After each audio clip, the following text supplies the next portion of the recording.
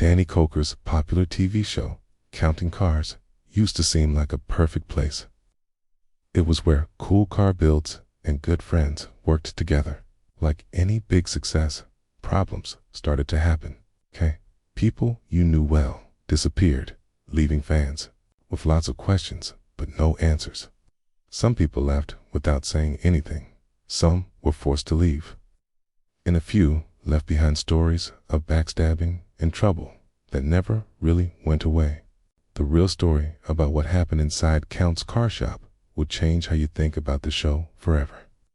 Get ready, because Danny Koker is finally telling us about the 5 worst workers who didn't work out from the very beginning of Counting Cars.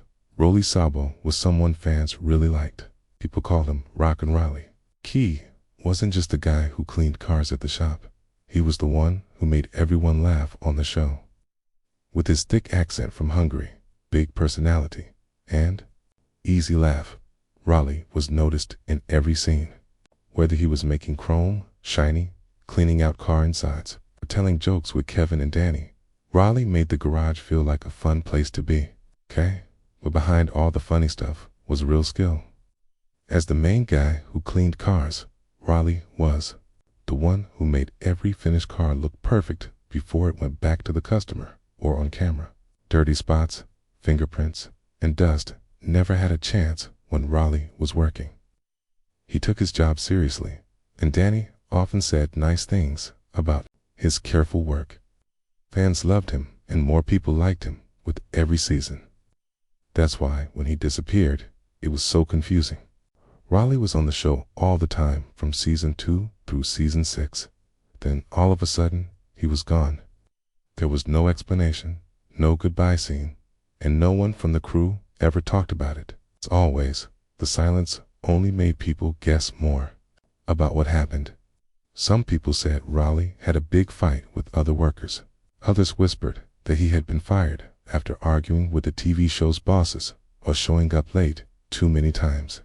The most scary story came out in 2017 when news reports said that Raleigh's trailer, which had thousands of dollars worth of tools and equipment for cleaning cars, had been stolen. Stealing was real and was confirmed by local Las Vegas news. Raleigh posted a short message on social media about what happened, showing he was upset and sad. But after that, he went completely quiet. What's interesting is that no legal trouble followed Raleigh's exit. There were no charges filed against him, no lawsuits, and no public complaints from Danny or the team. This suggests that if there was a problem, it was handled quietly within the shop and stayed that way. Some fans believe Raleigh chose to leave after his trailer was stolen, tired of the hard work and ready to start something new on his own. And that's exactly what he did. Roly Sabo started his own business, Rockin' Roly Custom Detailing, which is a mobile car cleaning service in Las Vegas. He may not be on TV anymore, but he still works on cars, and from what people say, he does a great job. His business has many loyal customers, and his reputation for careful work has stayed strong. Like many others who left Counting Cars, Raleigh has kept quiet about the real reason he left. His happy face on TV hid a private struggle, and his quiet exit shows that not all departures are about public fights. Sometimes they're about personal choices and new beginnings. If a quiet departure can cause a stir, what about someone whose very presence was a clash of colors and personalities? If Counting Cars had a rock star, it was Mike Henry, with his famous horned helmet. Bright colored mohawks and high energy, Mike brought something wild to the garage that no one else could copy. But he wasn't just there for laughs. As the show's main airbrush artist, Mike had a rare mix of crazy ideas and real skill. From fire-breathing skulls to strange sci-fi scenes, Mike's paintwork turned cars, bikes, and even helmets into moving pieces of art. Fans loved him for his unique style, his funny jokes, and his true passion for pushing the limits of custom design. But that passion often led to problems. While Danny Koker valued Mike's talent, there were many times, both on camera and behind the scenes, when their ideas didn't match. Mike liked to try new things, break rules, and make bold statements. Danny, on the other hand, even though he was open to new ideas, still had to protect his business, meet deadlines, and make sure customers were happy. This tension sometimes got out of control. There were also reports that Mike had trouble with the show's demands. In interviews and comments on social media, Mike hinted at the stress of working under tight schedules. This meant trying to finish complex designs while also filming scenes and doing what the producers asked. The pressure of being both a full-time artist and a reality TV star took a toll on him. Over the years, Mike's time on screen started to get shorter. He still appeared in episodes, but not as often as he did when the show first started. Some fans wondered if he had been forced out, while others believed he had chosen to work less. Mike eventually started to focus on his own brand, Horny Mike Designs. His business, based in Las Vegas, has grown into a full operation. He offers custom airbrushed items, motorcycle helmets, and unique creations that look like they belong in an art gallery more than a garage. Mike is also very active on social media, where he shares his projects, jokes, and behind-the-scenes looks into his world. Unlike some former cast members, Mike never completely cut ties with Count's Customs. And even though he may have often argued with Danny Koker, Mike remains one of the most unforgettable people to ever work at the Count's Customs garage. Scott Jones. Now, let's look at a departure that was full of mystery and rumors of money, problems, yet in the end stayed legally clean. In the early seasons of Counting Cars, Scott Jones was the person who kept everything in order, while Danny Koker was the heart and soul of the shop, and the rest of the crew worked on fixing cars and painting. Scott was the one keeping track of money, making sure things were done on time, and sometimes saying no. As the shop manager and bookkeeper during Counting Cars' first 2 seasons, Scott didn't win fans over with a warm personality or flashy style. He was direct, focused on numbers, and clearly more interested in protecting the business's money than entertaining the audience. That made him a person people either loved or hated.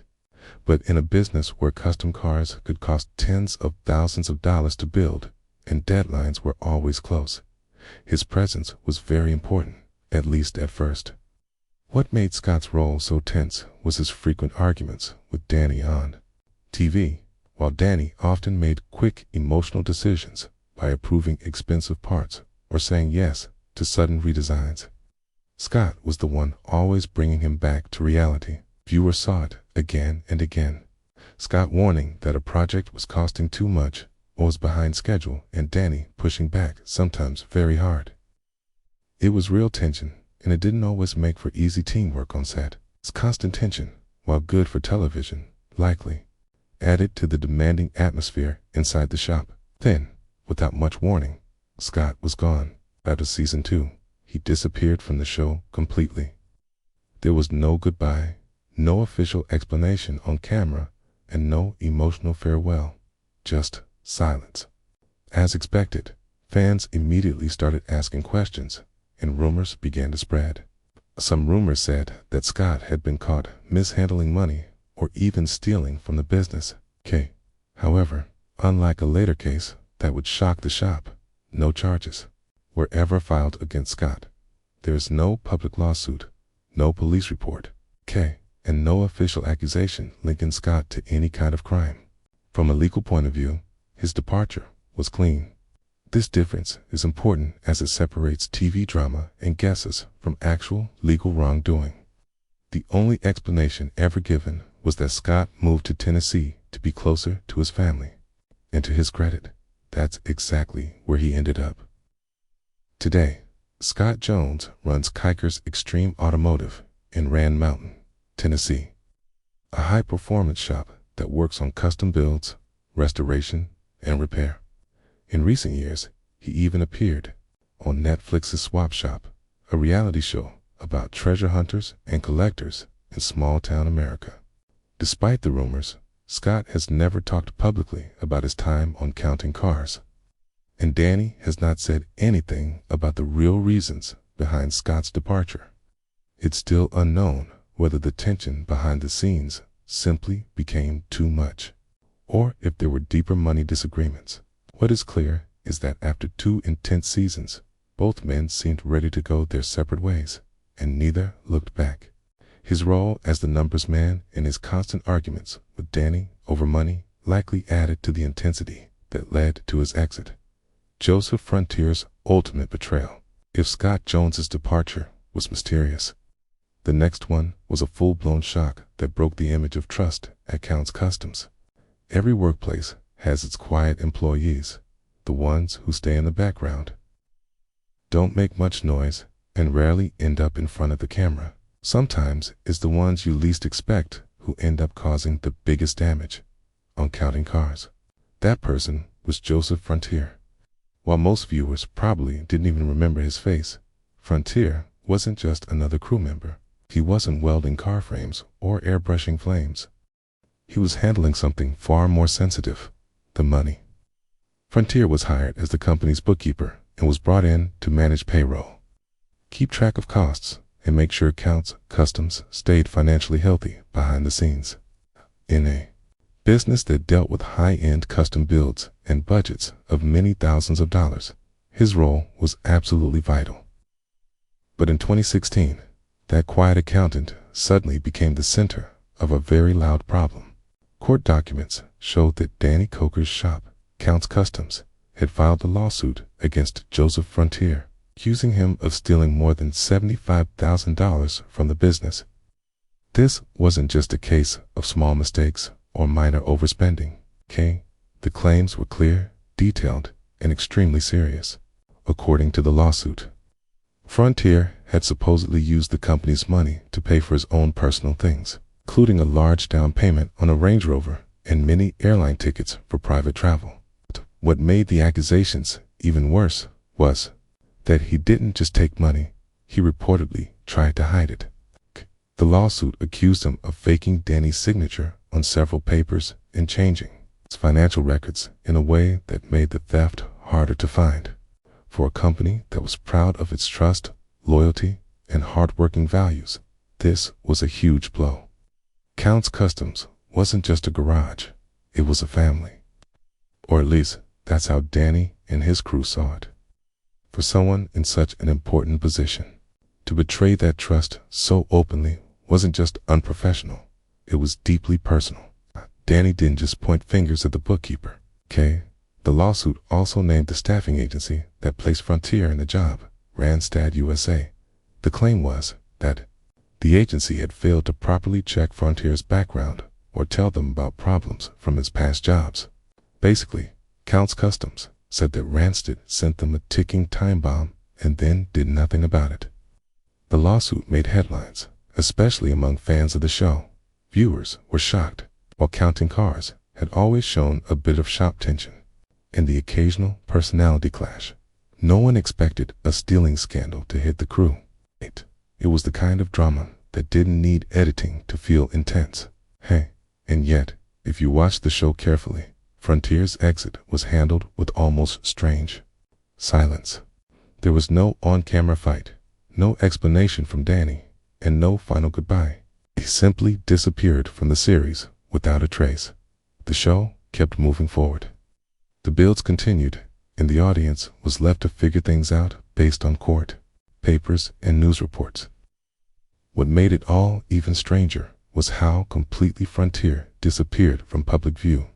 Unlike some former cast members who later showed up on social media or in interviews, Joseph Frontier went completely off the grid. It was as if he had erased himself entirely after the lawsuit became public. Whether that was on purpose or just because of the legal mess he was in, no one can say for sure. As for the legal case itself, public documents showed that the dispute eventually went through the court system, but many of the final details remained secret or not fully known to the public. Count's Customs took the matter seriously, but Danny Koker never made a public statement about what happened. That silence speaks volumes. For a man known for his big personality and love of telling stories. Danny's choice to stay quiet about Frontier might have been his way of drawing a line.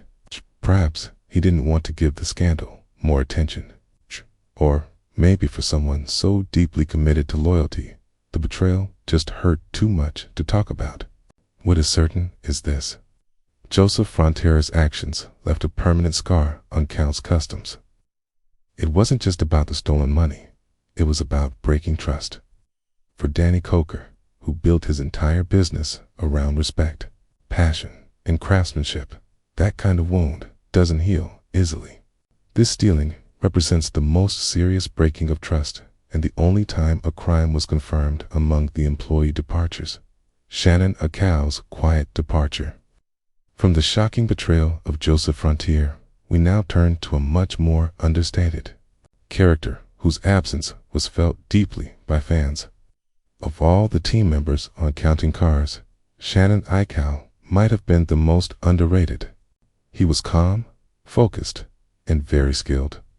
He wasn't the loudest guy in the garage, okay? But when it came to custom motorcycle builds, he was truly one of the best. As Count's Customs' main bike builder, Shannon helped create some of the show's most memorable two-wheeled transformations, okay? And his amazing work spoke for itself. Shannon's love for all things motorcycle came from his dad, Jimmy, who was a longtime friend of the Koker family. He met Danny Koker while working for Evil Twin Cycles in Las Vegas and has been building motorcycles for Count's Customs ever since. In the earlier seasons, Shannon was always there. Whenever Danny wanted something bold, complex, or completely unusual, Shannon delivered. His builds weren't just technically impressive, they had personality. Whether it was a chopper with an old-school feel or a sleek modern machine built for speed, Shannon's work had a special mix of exactness and art. He had built over 300 bikes during his time at Count's Customs, each one a new and exciting experience. But around season 7, fans started to notice something strange. Shannon was showing up less and less. He wasn't in the group pictures. He wasn't giving updates on builds, and his once regular scenes had been cut down to quick appearances or just being in the background. Just like that, he faded from the spotlight. What exactly happened? Unlike other cast members who were involved in scandals or lawsuits, Shannon's disappearance didn't come with any public arguments. There were no legal problems, fights, or news stories. In fact, the most common rumor about his exit was that he had quietly changed his focus, and it no longer fit with Counting Cars. Some people who knew what was happening behind the scenes have said that Shannon simply didn't like the direction the show started to take in later seasons. Counting Cars focused more on high drama, editing, custom hot rods, and celebrity builds. Shannon's world of quiet, detailed motorcycle craftsmanship may have felt pushed aside. Shannon's expertise, while highly valued, might have become less important to the show's changing focus. Some other rumors have suggested creative differences. Shannon may have wanted more freedom in how his builds were shown, while producers focused on creating stories that would appeal to TV audiences. Whatever the reason, he didn't make a fuss. He just stepped away from the cameras. But stepping away from the show didn't mean stepping away from the work. Shannon I is still active in the Las Vegas custom scene, still building bikes, and still making his craft perfect. He's sometimes seen at motorcycle events and trade shows, and his name still has great respect in the custom community. He doesn't look for public attention, and he has never said anything bad about the show or the shop. That silence in its own way says a lot for fans who admired Shannon's steady presence and masterful builds. His quiet exit was disappointing, but unlike others who left under clouds of drama, Shannon's legacy remains clean, respected, and untouched. His story shows that not all departures are about conflict. Sometimes they're about quietly following one's true passion. The world of custom cars and reality TV is full of twists and turns, highs and lows. Each one faced their own unique challenges, and each departure left its mark on Danny Koker and Count's customs. The garage may have seen its share of ups and downs, but Danny's passion for cars and his drive to build the best always kept the wheels turning.